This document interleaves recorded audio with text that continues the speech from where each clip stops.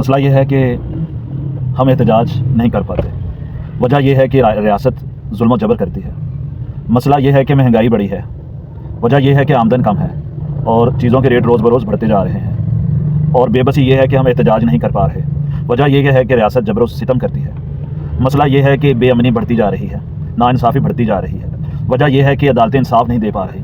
وجہ یہ ہے کہ عدالتیں سیاسی ہو چکی ہیں اور ججز لکھے ہوئے فیصلے سناتے ہیں. اور مسئلہ یہ ہے کہ ہم احتجاج نہیں کر پا رہے.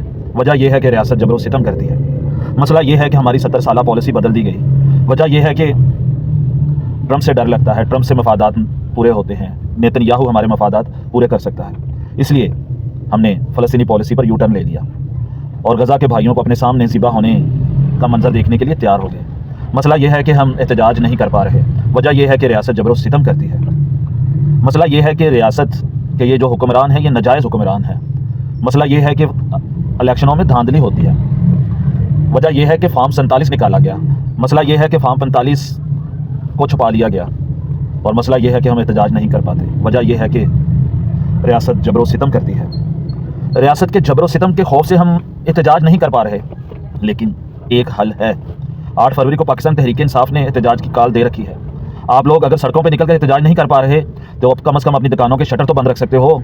کم از کم اپنی گاڑیوں کو 8 فروری کو روڈ پر نہ لاؤ. یہ والا احتجاج ریکارڈ کروا سکتے ہو. میرے پاکستانیوں بے حیثیت کو چھوڑو, اپنا احتجاج ریکارڈ کرواؤ. 8 فروری کو شٹر بھی بند کر دو اور گاڑیوں کو بھی بند کر دو. روڈ پر نہ گاڑیاں نکلیں نہ شٹر کھلیں. بند, مکمل بند, 100% بند. اگر آپ ایسا کرو گے تو آپ اپنے حقوق کی جنگ جیت سکو گے. پاکستان زندہ باد. عمران خان زندہ باد.